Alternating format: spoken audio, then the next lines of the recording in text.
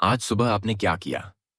उठे, फोन उठाया, इंस्टाग्राम खोला, या शायद न्यूज़ देखी, या व्हाट्सएप पर कोई फॉरवर्ड आया, किसी नेता के बारे में, किसी स्कैम के बारे में, किसी सच्चाई के बारे में, और आपने सोचा, यह मेरी चॉइस है। यह स्क्रिप्ट उस चॉइस के बारे में नहीं है। यह स्क्रिप्ट उस इंसान के बारे में है जिसने वो चॉइस डिजाइन की। दुनिया में एक फिलॉसफी है, 500 साल पुरानी, इतनी डेंजरस कि जब यह पहली बार लिखी गई, चर्च ने इसे बैन कर दिया। इतनी इफेक्टिव कि आज दुनिया के सबसे पावरफुल लोग इसे अपनी बाइबल की तरह फॉलो करते हैं। वो फिलॉसफी है, the end justifies the means. अगर रिजल्ट अच्छा है तो रास्ता चाहे कितना भी गलत हो, हिस्ट्री तुम्हें माफ कर देगी।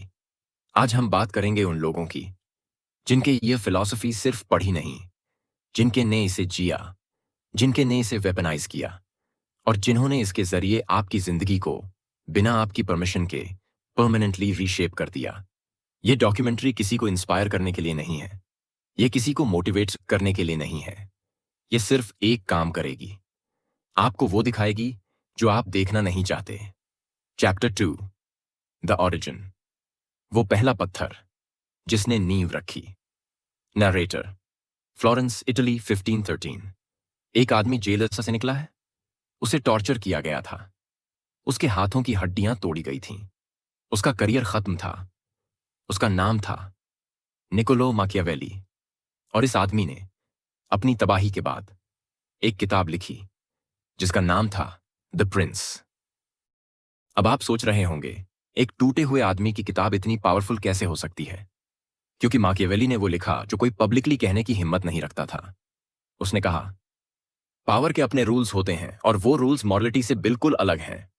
इससे पहले हर फिलोसोफर यह कहता था कि एक अच्छा लीडर वो होता है जो ऑनेस्ट हो, मॉरल हो, गॉड फीयरिंग हो। माकियावेली ने कहा, यह सब बकवास है।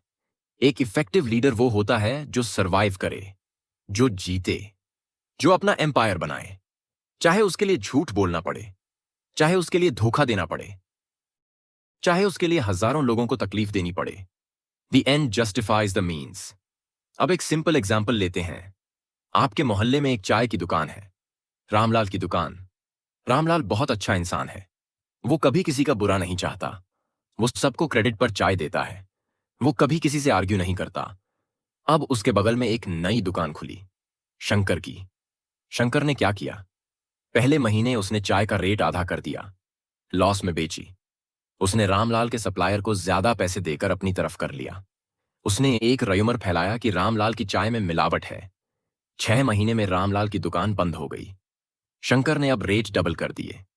मोहल्ले के लोग कहते हैं, शंकर बहुत स्मार्ट बिजनेसमैन है, रामलाल कहीं नहीं है। यही है, the end justifies the means. छोटे लेवल पर यह एक दुकान की कहानी है। बड़े लेवल पर यह अमेजॉन की कहानी है, यह रिलायंस की कहानी है, यह फेसबुक की कहानी है। फर्क सिर्फ स्केल का है। फिलॉसफी एक ही है। चैप्टर 3, द स्ट्रैटेजी, पावर की लॉजिक जो आपको कोई नहीं सिखाता। नरेटर, अब हम समझते हैं वो 3 पिलर्स जिन पर यह फिलॉसफी खड़ी है। यह 3 पिलर्स हैं, डिसेप्शन, सैक्रिफाइस और नैरेटिव कंट्रोल। पहला पिलर, डिसेप्शन। 1994, जेफ बेजोस एक हेज फंड में काम करता था। वॉल स्ट्रीट, न्यूयॉर्क, अच्छी सैलरी, सिक्योर फ्यूचर। उसने अपने बॉस से कहा, मैं एक ऑनलाइन बुक स्टोर खोलना चाहता हूं। उसके बॉस ने कहा, यह आइडिया उस इंसान के लिए अच्छा है जिसके पास ऑलरेडी कोई अच्छी जॉब नहीं है। तुम्हारे पास है, मत जाओ। बेजोस गया। अमेजॉन शुरू हुई। शुरुआत में अमेजॉन ने किताबें बेची, सिर्फ किताबें। इन्वेस्टर्स को लगा यह एक बुक स्टोर है। पब्लिशर्स को लगा यह एक डिस्ट्रीब्यूशन चैनल है। कंपेटिटर्स को लगा यह एक स्मॉल प्लेयर है। सबने गलत सोचा। बेजोस का प्लान था, पहले ट्रस्ट बनाओ, पहले डेटा कलेक्ट करो, पहले इंफ्रास्ट्रक्चर बनाओ, फिर सब कुछ बेचो। किताबें सिर्फ एक डिसेप्शन थीं, एक कैलकुलेटेड झूठ जो $1 ट्रिलियन एम्पायर की नींव बना। दूसरा पिलर, सैक्रिफाइस। Amazon ने अपने शुरुआती 7 साल में एक भी डॉलर प्रॉफिट नहीं कमाया। हर क्वार्टर लॉस। वॉल स्ट्रीट चिल्लाता रहा, इन्वेस्टर्स घबराते रहे। बेजोस ने एक लाइन कही जो हिस्ट्री में दर्ज हो गई, are willing to be misunderstood for long periods of time. Translation, हम जानते हैं क्या कर रहे हैं, तुम नहीं जानते। वेट करो। यह स्टोइसिज्म नहीं था, यह कैलकुलेटेड सैक्रिफाइस था। Short term pain, long term domination. माकियावेली ने यही कहा था। एक प्रिंस को वो दर्द सहना होगा जो उसके दुश्मन नहीं सह सकते। बेजोस ने 7 साल का दर्द सहा, उसके कॉम्पिटिटर्स ने नहीं सहा। आज वो कहीं नहीं है। तीसरा पिलर, नैरेटिव कंट्रोल। यह सबसे डेंजरस पिलर है क्योंकि यह आपके माइंड के अंदर काम करता है। फेसबुक 2004। मार्क जकरबर्ग एक हार्वर्ड डॉर्म रूम में बैठा है। उसने एक वेबसाइट बनाई। शुरुआती नाम था द फेसबुक। उसके ओरिजिनल पर्पस के बारे में एक लीक्ड चैट है जो जकरबर्ग ने खुद किसी फ्रेंड को किया था। उसमें उसने कहा था, people just submitted it, I don't know why they trust me, डम फक्स। यह कोड आज भी इंटरनेट पर मौजूद है। जकरबर्ग ने कभी इसे ऑफिशियली डिनाई नहीं किया, लेकिन फेसबुक का ऑफिशियल नैरेटिव था, we are connecting the world, we are bringing people together, our mission is to give people the power to build community. यह नैरेटिव कंट्रोल है।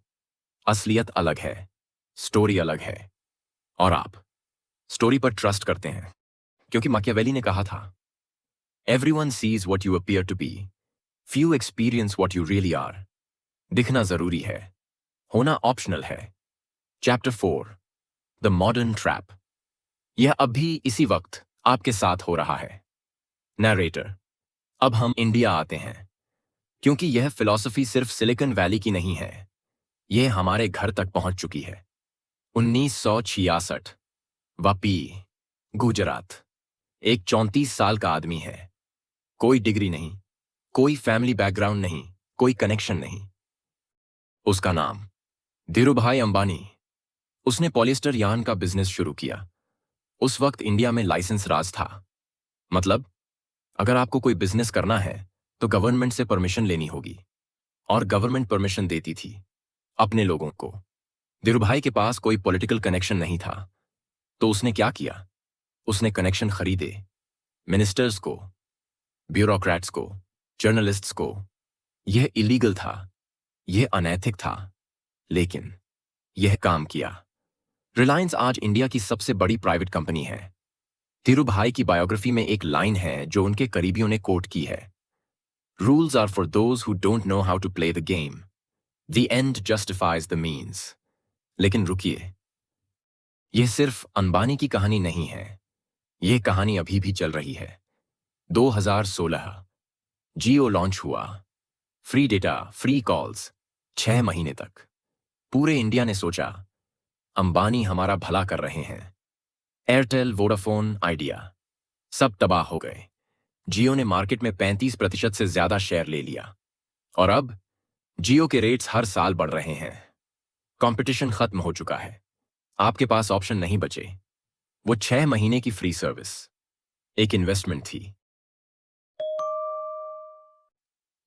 एक कैलकुलेटेड मूव था, एक मैकियावेलियन ट्रैप था जिसमें पूरा इंडिया खुशी खुशी चला गया। अब जरा अपने फोन को देखिए, आप कौन सा नेटवर्क यूज कर रहे हैं? अगर जियो है तो आप उस ट्रैप के अंदर हैं। अगर एयरटेल है तो आप उस कंपटीशन के बचे हुए टुकड़े पर निर्भर हैं जो जियो ने छोड़ा। दोनों केसेस में आप सिस्टम के फ्यूल हैं। अब बात करते हैं उस चीज की जो आप अभी कर रहे हैं। यूट्यूब देख रहे हैं, या शायद यह वीडियो किसी और प्लेटफॉर्म पर है। जो भी प्लेटफॉर्म है उसका एक एल्गोरिदम है। वो एल्गोरिदम आपको जानता है, आपकी इनसिक्योरिटीज जानता है, आपके फियर्स जानता है, आपकी डिजायर्स जानता है, और वो आपको एग्जैक्टली वही दिखाता है जो आपको उस प्लेटफॉर्म पर ज्यादा देर तक रोके। यह कन्वीनियंस नहीं है, यह इंजीनियरिंग है। फेसबुक के इंटरनल डॉक्यूमेंट्स जो फ्रांसिस हाउगन ने 2021 में लीक किए, उनमें एक लाइन थी जो रिसर्चर्स ने लिखी थी, our algorithms exploit the human brain's attraction to divisiveness. Translation, हमारा एल्गोरिदम जानता है कि इंसान का ब्रेन कंट्रोवर्सी और आउटरेज पर ज्यादा रिएक्ट करता है, इसलिए हम वही दिखाते हैं। यह आपको कनेक्ट करने के लिए नहीं था, यह आपको एडिक्टेड करने के लिए था। क्योंकि एडिक्टेड यूजर बराबर मोर टाइम ऑन प्लेटफॉर्म बराबर मोर एड्स बराबर more revenue. The end. Revenue the means. आपकी मेंटल हेल्थ, आपका टाइम, आपकी रियलिटी। माकियावेली स्माइल कर रहा होगा। Chapter 5 the harsh reality. ज्यादातर लोग कभी नहीं जागेंगे, और यहां है क्यों। नरेटर टोन शिफ्ट्स स्लोअर, मोर डिलिबरेट। अब सबसे अनकंफर्टेबल हिस्सा। आपने यह सब सुना। आपको पता चला कि बेजोस ने डिसेप्शन किया। आपको पता चला कि जकरबर्ग ने आपको मैनिपुलेट किया। आपको पता चला कि जियो की फ्री सर्विस एक ट्रैप थी। और अब आप क्या करेंगे? सच बताऊं? कुछ नहीं। कल सुबह आप फिर इंस्टाग्राम खोलेंगे। आप फिर अमेजॉन से ऑर्डर करेंगे। आप फिर जियो का डेटा यूज करेंगे। और यह आपकी कमजोरी नहीं है, यह सिस्टम का डिजाइन है। रॉबर्ट ग्रीन ने अपनी किताब द 48 लॉज ऑफ पावर में एक लॉ लिखा। Law 6, court attention at all costs. Everything is judged bye it's appearance. What is unseen counts for nothing. In companies ने यही किया। उन्होंने खुद को इतना एसेंशियल बना लिया आपकी डेली लाइफ में कि अब आप उनके बिना सोच नहीं सकते। यह एडिक्शन साइकोलॉजी है। एक सिगरेट कंपनी के इंटरनल डॉक्यूमेंट में 1960 के दशक में यह लाइन थी, We don't sell cigarettes, we sell the next cigarette. Translation: हम प्रोडक्ट नहीं बेचते, हम डिपेंडेंसी बेचते हैं। फेसबुक अगली स्क्रॉल बेचता है, Amazon अगला ऑर्डर बेचता है, नेटफ्लिक्स अगला एपिसोड बेचता है, और आप बिना सोचे खरीदते रहते हैं। लेकिन एक और लेयर है, एक डीपर रीजन है जिससे लोग नहीं जागते। वो रीजन है ईगो। जब कोई आपको बताता है कि आप मैनिपुलेट हो रहे हैं, आपका पहला रिएक्शन क्या होता है? नहीं, मैं स्मार्ट हूं, मुझे पता है क्या हो रहा है। यही रिएक्शन, यही ईगो इन कंपनीज का सबसे बड़ा एसेट है। क्योंकि जो इंसान यह मानता है कि वो मैनिपुलेट नहीं हो सकता, वो सबसे आसानी से मैनिपुलेट होता है। माकियावेली ने इसी के बारे में लिखा था, the lion cannot protect himself from traps and the fox cannot defend himself from wolves. One must therefore be a fox to recognize traps and a lion to frighten wolves. ज्यादातर लोग न फॉक्स बनते हैं, न lion. वो बस pray बने रहते हैं, और सिस्टम को यही चाहिए। एक और अनकंफर्टेबल ट्रूथ, जब भी कोई बड़ा स्कैंडल सामने आता है, चुकबर्ग कांग्रेस में टेस्टिमनी देता है, बेजोस को सेनेट बुलाता है, अंबानी पर कोई इन्वेस्टिगेशन होती है, क्या होता है? कुछ नहीं। फाइन लगता है, जो उनके एक दिन की कमाई से कम होता है। एक स्टेटमेंट आता है, we take this very seriously, और अगले हफ्ते सब कुछ वैसे ही चलता है। क्योंकि यह कंपनीज इतनी बड़ी हो चुकी हैं, इतनी डीपली एम्बेडेड हो चुकी हैं इकोनॉमी में, कि इन्हें जेन्युइनली होल्ड अकाउंटेबल करने का मतलब होगा पूरे सिस्टम को तोड़ना। और कोई भी गवर्नमेंट वो नहीं करेगी, क्योंकि वो भी उसी सिस्टम का हिस्सा है। The end justifies the means. यह सिर्फ कॉर्पोरेशंस की फिलॉसफी नहीं है, यह पावर की यूनिवर्सल लैंग्वेज है। Chapter 6 the outro. नॉलेज और कोई रास्ता नहीं। Narrator very quite now, almost personal. तो हम यहां क्यों हैं? अगर सिस्टम इतना पावरफुल है, अगर इन कंपनीज को कोई रोक नहीं सकता, अगर आप और मैं इस मशीन के फ्यूल हैं, तो यह वीडियो बनाने का क्या पॉइंट है? मैं आपको यह नहीं बताऊंगा कि उठो, लड़ो, सिस्टम को बदलो, क्योंकि यह झूठ होगा, और हम यहां झूठ नहीं बोलते। मैं आपको यह बताऊंगा, माकियावेली को जानना और माकियावेली बनना दो अलग चीजें हैं। जो इंसान यह समझता है कि उसके साथ क्या हो रहा है, वो कम से कम कॉन्शियसली उसमें पार्टिसिपेट करता है। वो ज्यादा सोच समझकर खर्च करता है, वो ज्यादा केयरफुली इंफॉर्मेशन कंज्यूम करता है। वो जानता है कि जब उसे कोई फ्री सर्विस दी जा रही है, तो वो प्रोडक्ट है। ये बहुत कम लगता है, लेकिन हिस्ट्री में वो लोग जो सी थ्रू द सिस्टम कर सके, वो हमेशा थोड़े कम मैनिपुलेट हुए, थोड़े ज्यादा फ्री रहे। माकियावेली ने द प्रिंस लिखी रूलर्स के लिए, लेकिन उसकी असली वैल्यू है बाकी सबके लिए।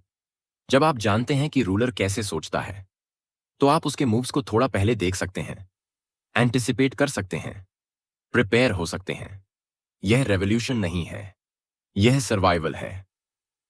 और आज की दुनिया में सर्वाइवल भी कम नहीं है। माकियावेली ने कहा था, the first method for estimating the intelligence of a ruler is to look at the man he has around him. मैं कहता हूं, the first method for estimating your freedom is to look at what you consume and ask, who designed this and why? अगली बार जब आप phone उठाएं, अगली बार जब कोई फ्री ऑफर आए, अगली बार जब कोई पॉलिटिशियन या सीईओ कहे, हम यह आपके लिए कर रहे हैं, बस एक सवाल पूछिए, द एंड क्या है और द मीन्स मैं हूं या नहीं? जवाब आपको पता होगा। और यही इस सिस्टम में सबसे सबवर्सिव एक्ट है। यह वीडियो यहीं खत्म होती है। कोई हैप्पी एंडिंग नहीं, कोई सॉल्यूशन नहीं, सिर्फ एक सवाल जो आप अब इग्नोर नहीं कर सकते। End card. Power does not corrupt, power reveals. Robert Cairo.